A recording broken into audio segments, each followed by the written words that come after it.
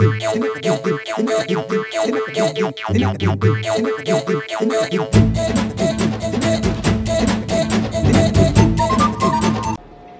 గురువు గారు, లైన్ లోనే నుంచున్నారండి.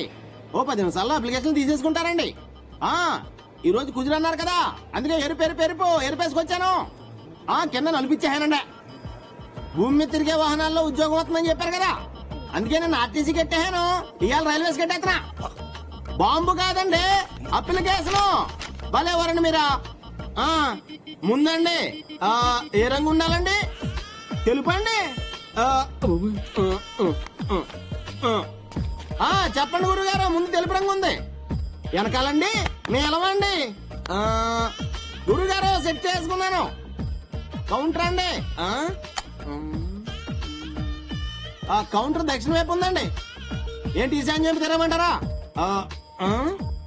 ఓహో, ఇప్పుడు అప్లికేషన్ ఇచ్చామంటారా? దక్షిణ వైపు కౌంటర్ ఉంటే ఈశాన్యం అప్లికేషన్ ఎవరు తీసుకుంటాడండి? ఓహో, ఈశాన్యం వైపు తిరిగి దక్షిణ వైపు అప్లికేషన్ ఇచ్చామంటారా? నవ్వుతారేమో గురుగారు. నవ్వుతేనేమనివ్వండి, మనకు ఉద్యోగం రావడం ముఖ్యం కదా. గురువు గారు, చచ్చిపోతున్నానండి. ఏదో ఒక ఉద్యోగం వస్తే గానీ మా మామయ్య పిల్లలు అంటున్నాడు. మీరేమో పెళ్లి అయితే కానీ నా జాతకం మారదంటున్నారు. గురువుగారు, ఎలాగా హైదరాబాద్ వచ్చాను కదా, ఇక్కడ బాణామతి బాగా ఫేమస్ అంట. ఒకటి తీసుకొచ్చి మా మామయ్య వేయించానా దైద్రం వదిలిపోద్దే. అమ్మో, జైలుకి వెళ్ళిపోతావా? వద్దండి, లైఫ్ స్పాయిల్ అయిపోద్దండి. ఉంటాను గురుగారు. మీరు కూడా అప్లికేషన్ ఇస్తానికి వచ్చారండి? లేదండి, సినిమా చూడడానికి వచ్చానండి. ఓ, ఇక్కడ సినిమాలు కూడా వేస్తున్నారండి. మీరు బాగా ఎక్సకెళ్ళాడేస్తున్నారండి కదా. నా పేరు జలగం తాతబ్బాయి అండి. మా గురువు గారి గురించి ఎంత చెప్పినా తక్కువేనండి. అయ్యి బాబాయ్ చాలా ఫేమస్ అండి అక్కడ. మీరు ఈసారి భీమవరం వచ్చినప్పుడు నన్ను కన్సల్ట్ చేయండి. మా గురువు గారితో మీ జాతకం సింపింగ్ చేస్తాను. తీసుకో. హలో బాబు, ఇటు తిరిగి తిరిగితే ఉద్యోగం రాదు. వాస్తు ప్రకారం వెళ్తున్నాం. గురువు గారు ఫీల్ అవుతారు. నువ్వెక్కడ దొరికావే బాబు? నేను ఫస్ట్ టైమే నీళ్ళంటాడు చూడటం. నమస్కారం అండి. పేరేంటి? ఉద్యోగం ఒక్కరిగా ముగ్గురిగా? ఒక్కడికే సార్. నా పేరే రామకృష్ణ. మరి అమ్మాయి ఎందుకు ఇప్పించావు? మా చెల్లెలండి, సెంటిమెంట్. ఓహో, ఈ రోజు సెంటిమెంట్ ఎక్కువైపోయినారా బాబు? గుర్తుపెట్టుకోండి సార్, రామకృష్ణ మర్చిపోదు. Good morning sir. Good morning. నన్ను భారీ పరిశ్రమ శాఖ మంత్రి గారు అవునవునవును, మీరు వస్తారు నాకు తెలుసు. ఆయన మీకేమవుతారు? వుడ్ బి అంటే ఐ మీన్ కాబోయే అల్లుండు. ఆయన మా నాన్నగారు thickest friends. Okay okay. Can I sit down please. Hello. మీ పేరు? నాగార్జున సాగర్. అది డ్యామ్. నా నేము. అరే అదేం పేరు? నాగార్జున సాగర్ అంత డ్యామ్ కట్టాలని మా నాన్నగారు ఆశ. కానీ ఈ లోపే ఆయన తొందరపడి రాజుగారి దగ్గరికి వెళ్ళాడు. అంటే మీ నాన్న మంత్రా? పెద్ద కంత్రి. అందుకే యమధర్మరాజు దగ్గరికి వెళ్ళిపోయాడు. Sorry mister Sagar, cool it. No sir, I'm very heart. నా NS group of companies world trade centre అంత ఎత్తు ఎదగాలని నా డ్రీమ్ సార్. అది ఇప్పుడు లేదుగా. నా బిజినెస్ కూడా లేదుగా. బయటపై కన్స్ట్రక్షన్ బిజినెస్ లో మీ ఇన్స్ట్రక్షన్స్ కావాలి. నేను కొంచెం బయటికి వెళ్ళాలి, తర్వాత కలుద్దాం. భలేవాళ్ళు సార్. భలేవాళ్ళ? అప్పుడు కలిసినప్పుడు అప్పుడు డౌట్స్ క్లారిఫై చేయండి, కానీ ఇప్పుడున్న డౌట్స్ ఇప్పుడు క్లారిఫై చేయండి. ఆ గోడలు బలంగా ఉండాలంటే దాంట్లో ఏం కలపాలి?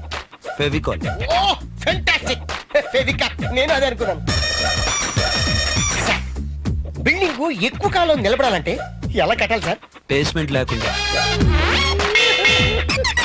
Mind blowing sir. Sir, life లో మీ అంత ఎత్తు ఎదగాలంటే ఏం చేయాలి సార్? నీ షూ హైట్ 2-3 అడుగులు పెంచాలి. Morals sir, morals.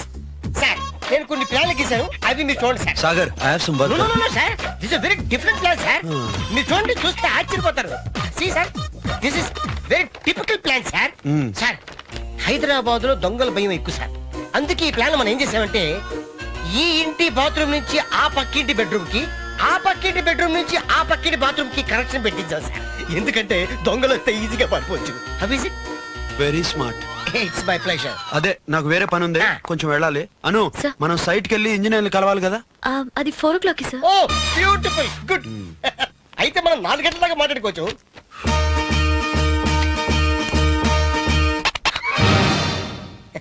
నేను చూశాను సార్. ఏం చూసారు? అదే మీరు గోకటం. అదే అను, మనకి బ్యాంక్ మేనేజర్ తో మీటింగ్ ఉంది కదా. అది రేపు అరేంజ్ చేశాను సార్. ఓ ఎక్సలెంట్. అయితే మనం 9 గంటల దాకా మాట్లాడుకోవచ్చు. అగైన్ ఏ సార్? I see. నో ఐసా. ఇంత అయోమయంగా ఎలా పుట్టావను? అర్థమైంది సార్, సారీ. సార్, నాకు ఒక్క విషయం అర్థమైంది సార్. లైఫ్ లో పైకి రావాలంటే అప్పుడప్పుడు గోకుతుండాలి. గోకుతా. Very good, keep it up. Sagar, నేను కొంచెం బయటకు వెళ్ళాలి. చిరాకు పడకండి సార్. సార్ ఈ రోజుకి ఇదే లాస్ట్ డౌట్. ఇంత పెద్ద ఆఫీస్ కట్టారు, ఇన్ని వాచీలు పెట్టారు, ఏది కూడా కరెక్ట్ అని చూపిస్తలేదే. ఏయ్, అసలు బుద్ధి ఉందా నీకు? ఇంత వయసు వచ్చింది, జ్ఞానం లేదు. అన్నం తింటున్నావా, గడ్డి తింటున్నావా? ఎన్నిసార్లు చెప్పినా నీకు అర్థం కావట్లేదు. ఎన్నిసార్లు చెప్పాలి నీకు? వేళాకోళం ఉందా? ఇడియట్. నా సర్వీస్ లో ఈ రేంజ్ లో ఇన్ని తిట్లు నన్ను ఎవ్వరూ తిట్టలేదు. Mister Chari, I'm sorry. నేను మిమ్మల్ని నిజంగా తిట్టలేదు, ఉత్తునే తిట్టా. నేను నిజంగా ఏడవలేదు సార్, ఉత్తినే ఏడ్చాను. నేను నిజంగా వెళ్ళా, ఉత్తునే వెళ్ళా.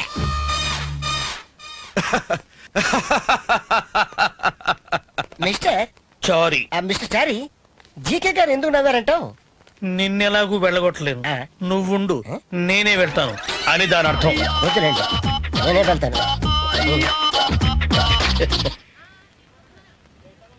అన్నయ్య, ఈ బిల్డింగ్ ఇప్పుడే నా అంత అందంగా ఉందంటే ఫుల్ గా కంప్లీట్ అయితే నీ అంత అందంగా ఉంటది. ఏయ్, కొంచెం ఎక్కువ.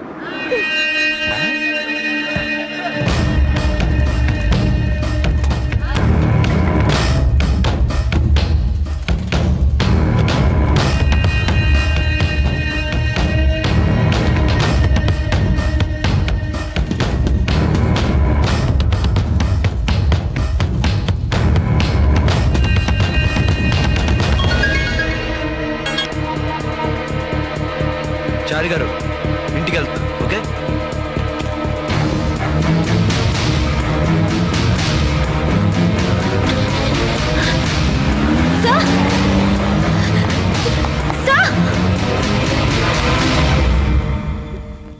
నైరుతిలో వాటర్ అంటే చిచ్చి ఆగ్నేయులు ఎంత డౌనా?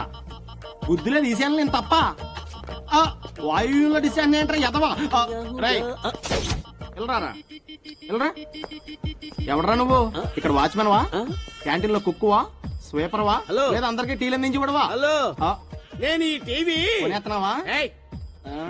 కంపెనీ యాంకర్ గా పనిచేస్తున్నావు ఏంటి? Give respect and take respect. Stupid, what are you talking? నువ్వెందుకు వచ్చావు ఇక్కడికి? సరదాగా యాంకరింగ్ చేద్దామని వచ్చాం. ఏంటి నీ ఫేస్ కి యాంకరింగ్? నీ ఫేస్ ఎప్పుడన్నా ఫోటోలో చూసుకున్నారా? టీవీలో చూపించారని ఇక్కడికి వచ్చాం, కానీ నచ్చలా, డ్రాప్ అయిపోయాం, వెళ్ళొస్తాం. హలో హలో హలో, ఎందుకు నచ్చలా?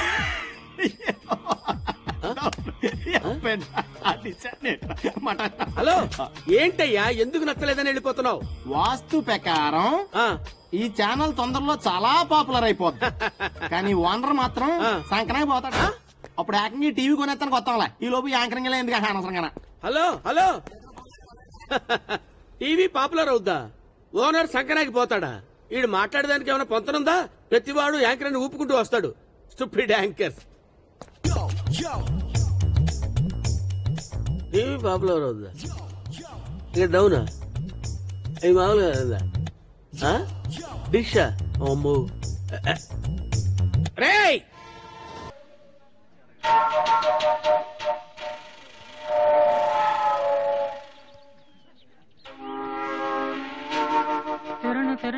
బాలు ఏంటి దీనికి పెట్టేస్తావా?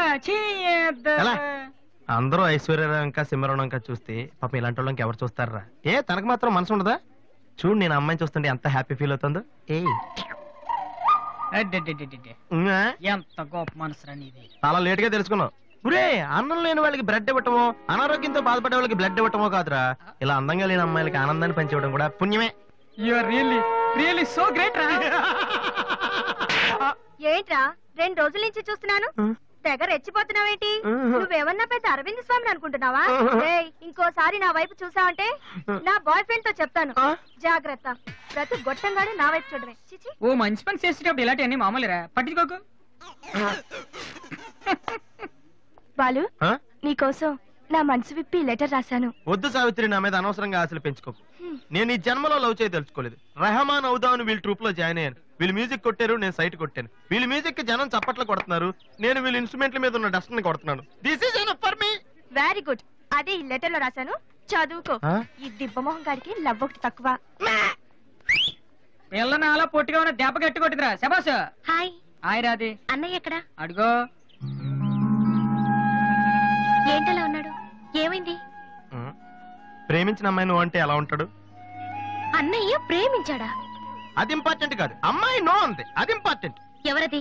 అదిగో ఒరే నీకేమైనా పిచ్చి పట్టిందా? వాసు నా అమ్మాయి ఏమనంటే రాత్రి సంపద తెలుసా నీకు? తెలుసా? అందుకే సావిత్రిని చూపించాను, లేకపోతే నాకే కటింగ్ ఇస్తుందా? ఇప్పుడు తెలుస్తుంది. నీ పేరేంటి? సావిత్రి. నువ్వేమన్నా మిస్ ఇండియన్ అనుకుంటున్నావా? మా అన్నయ్యకి నో చెప్పావు. అసలు మా అన్నయ్య తలుచుకుంటే నీలాంటి వాడు 1,000,000 మంది ఉన్నారు రెడీగా ప్రేమించడానికి. మర్యాదగా వచ్చి సారీ చెప్పు. రాసు ఆ బాలుగా నీ గురించి ఇష్టం ఏవో చెప్పారు రాధికి. నువ్వు రారా, అమ్మాయితో గొడవపడుతుంది. మర్యాదగా సారీ చెప్పు. నీకన్నా చెప్పేది. నువ్వు ఉండనయ్యా. సారీ చెప్పు. అది కాదన్నయ్యా. Radhi come on take it easy. Radhi ఏమైందమ్మా? అమ్మాయి ఎవరో కూడా నాకు తెలీదు, నువ్వెందుకు అనవసరం గొడవ పెట్టుకున్నావు? మరి బాలు నువ్వు ఆ అమ్మాయిని ప్రేమించావని ఆ అమ్మాయి ఒప్పుకోలేదని చెప్పాడు. వాడేదో సరదా కనుంటాడు, నువ్వు నిజం అనుకోని అమ్మాయికి లెఫ్ట్ రైట్ ఇచ్చావు. నిజంగా? సారీ అన్నయ్య. నువ్వు ప్రేమించిన అమ్మాయి నిన్నెక్కడ కాదంటుందోనని చాలా టెన్షన్ పడ్డాను. మా అన్నయ్య ఆశపడింది తప్పకుండా దొరకాలి, లేకపోతే నేను తట్టుకోలేను. అవును, నువ్వెందుకు డల్ గా ఉన్నావు? లేదురా, ఇవాళ సోనీ ఆఫీస్కి వెళ్ళాను, అక్కడ పని జరగలేదు, అందుకే డల్గున్నా. వాళ్ళ కర్మన్నయ్య. రేపు నువ్వు సక్సెస్ అయ్యాక నిన్ను వదిలేసినందుకు వాళ్ళే ఏడుస్తారు. ఏంటన్నయ్య అలా చూస్తున్నావు? ఒక్కోసారి అనిపిస్తుంది నా మీద నాకంటే